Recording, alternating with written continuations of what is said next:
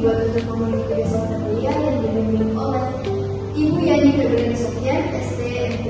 Judul materi pada presentasi ini adalah konsep dasar database dan keterkaitannya dengan teknologi informasi serta teknik sipil yang dibawakan oleh kelompok. Mudah-mudahan video ini dapat memudahkan teman-teman sekalian memahami materi yang telah dipaparkan.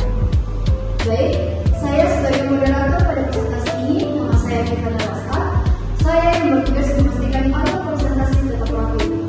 Walaupun kita semua tahu kemampuan koordinasi pilihan seringnya cuma teori, video ini membahas konsep dasar database dalam bidang teknik sipil. Ada 4 materi yang sudah dibagi tugasnya, jadi tidak perlu rebutan.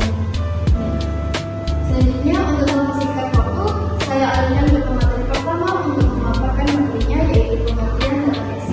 Perkenalkan, nama saya Muhammad Rizky. Saya sebagai materi pertama, saya akan membahas tentang pengertian database. Database atau basis data adalah kumpulan data yang disimpan secara terstruktur di komputer, dengan mudah diakses, dikelola, dan diperbarui.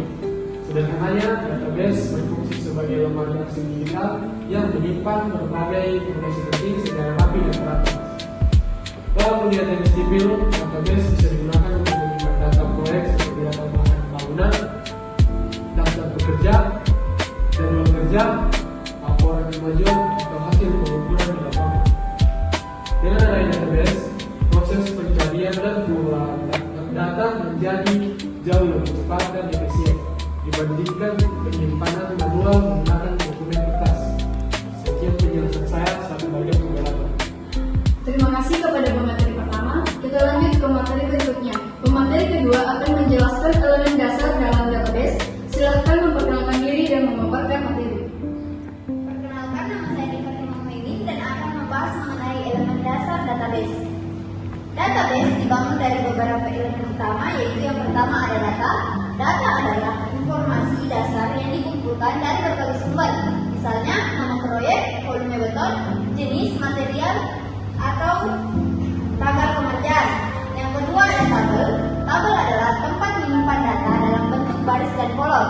Setiap tabel berisi informasi satu hal tertentu, misalnya tabel material berisi data jenis dan jumlah bahan bangunan.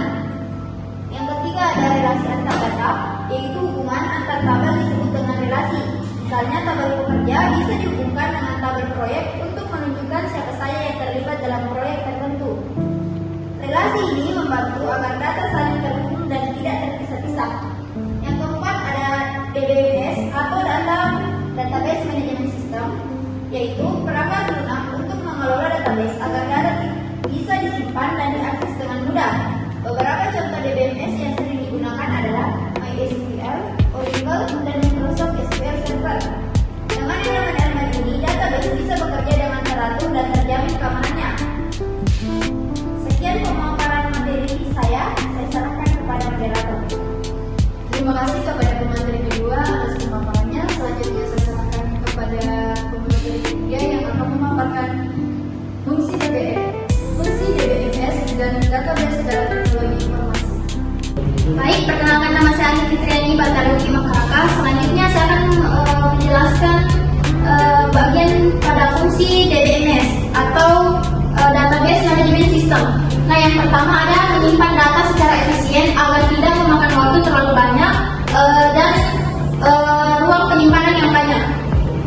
Selanjutnya memungkinkan banyak pengguna untuk mengakses data secara bersamaan, misalnya antara tim perencana, pengawas, dan pelaksana proyek. Nah, yang ketiga menjaga keamanan data supaya data penting pada proyek tidak hilang atau diubah tanpa izin. Nah, yang keempat menjaga duplikasi data sehingga informasi tidak tumpang tindih dan tetap konsisten.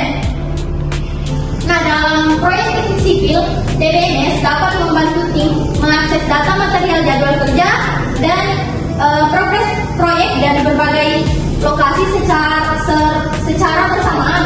Hal ini mempercepat koordinasi dan meminimaliskan kesalahan. Selanjutnya saya database dalam teknologi informasi. Dalam dunia teknologi informasi, database menjadi tulang punggung dari hampir semua sistem digital. Setiap aplikasi yang digunakan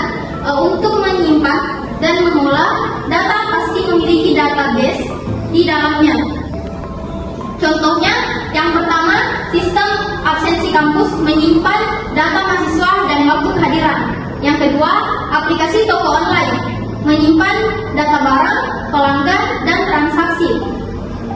Yang ketiga, sistem keuangan menyimpan data gaji, pembayaran, dan laporan keuangan. Semua contoh tersebut menunjukkan bagaimana database menjaga agar data tetap teratur, aman, dan mudah diakses. Hal ini juga berlaku dalam sistem yang digunakan di dunia teknik sipil seperti software manajemen, proyek, atau aplikasi perancangan infrastruktur. Perkenalkan, nama saya Novel Sedaka. Saya akan menjelaskan database dalam teknik sipil.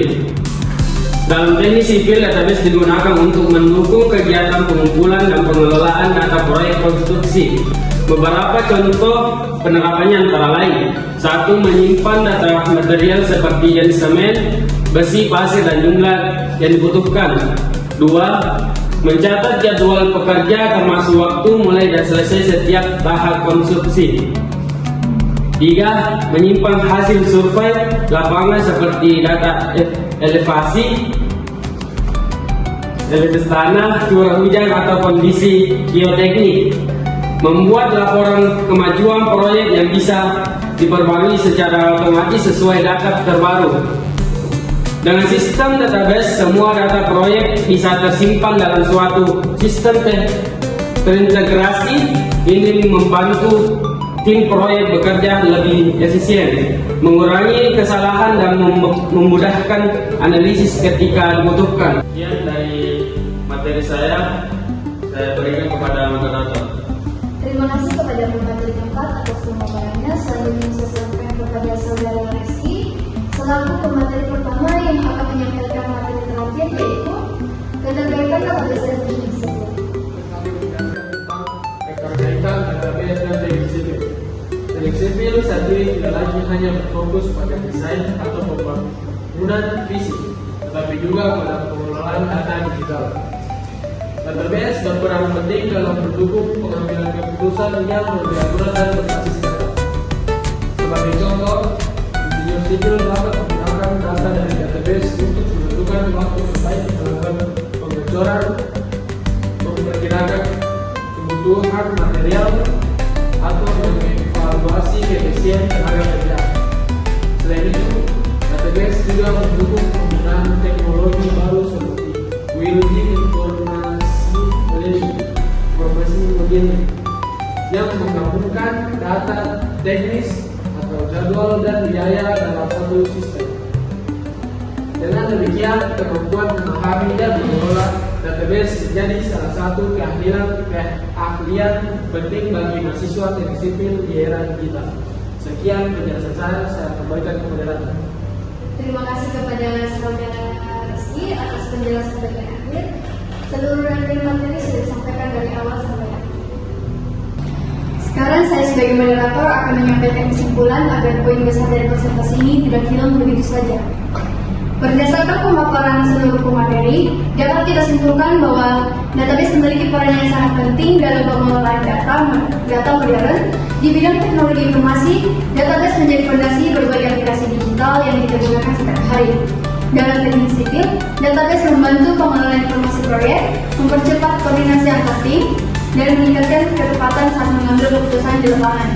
Sebagai mahasiswa teknik sipil, memahami database bukan hanya tujuan mata kuliah, tetapi juga langkah awal untuk menguasai teknologi yang akan kita temui di dunia kerja. Kemampuan mengelola dan memanfaatkan data akan menjadi nilai tambah ketika kita terjun ke proyek konstruksi maupun pekerjaan profesional lainnya. Terima kasih kepada seluruh pemateri yang sudah menyampaikan materi dengan baik. Terima kasih juga kepada Ibu Yani Febriani Sofian, STMP, serta teman-teman yang sudah menyimak video ini dari awal sampai akhir. Semoga presentasi ini berguna untuk menambah wawasan kita dan semoga nilai kita juga ikut meningkat. Wassalamualaikum warahmatullahi wabarakatuh.